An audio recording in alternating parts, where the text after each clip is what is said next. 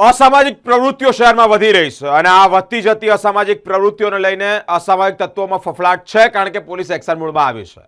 અલગ અલગ જગ્યા પર કોમ્બિંગ હાથ ધરવામાં આવ્યું છે. મેગા સર્ચ ઓપરેશન કે આવા અસામાજિક તત્વોને પકડીને કાયદાનું ભાન કરાવવામાં આવે, શહેરમાં શાંતિ જળવાઈ રહે, કાયદાની ચેન, કાયદાની વ્યવસ્થા જળવાઈ રહે, તે અંતર્ગત પોલીસ અલગ અલગ જગ્યા પર ચેકિંગ હાથ ધરી છે, એટલે કે કોમ્બિંગ હાથ ધરી રહી છે. શહેરના અલકાપુરી વિસ્તારના પાછળ ભાગે એટલે કે પરશુરામ ભઠ્ઠા પાસે પોલીસના ઉચ્ચ અધિકારીઓ દ્વારા કોમ્બિંગ કરવામાં આવ્યું છે, એટલે કે આ અસામાજિક તત્વો, ગુનાહિત ઇતિહાસ ધરાવતા તત્વોને પકડી અને તેઓને જેલને હવાલે, એટલે કે તેઓને કાયદાનું ભાન કરવામાં આવ્યું છે.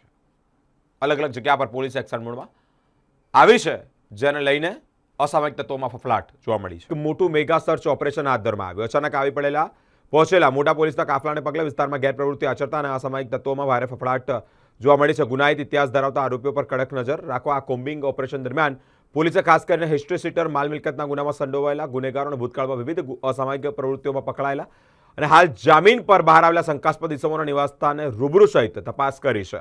જામીન મુક્ત આરોપીઓ હાલમાં શું પ્રવૃત્તિ કરી રહ્યા છે, કોના સંપર્કમાં છે, તેનું વિગતવાર વેરિફિકેશન પણ કરવામાં આવ્યું છે.